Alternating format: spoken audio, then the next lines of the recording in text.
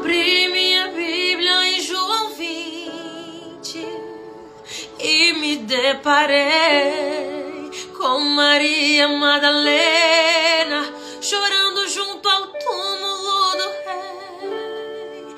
Ela levanta sua cabeça, enxugando suas lágrimas, seus olhos ela abriu.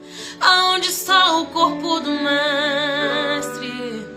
Dois anjos Maria viu. Eles lhe perguntaram: Maria, por que choras?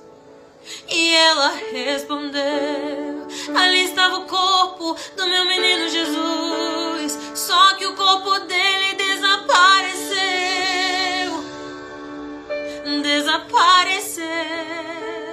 O corpo dele não está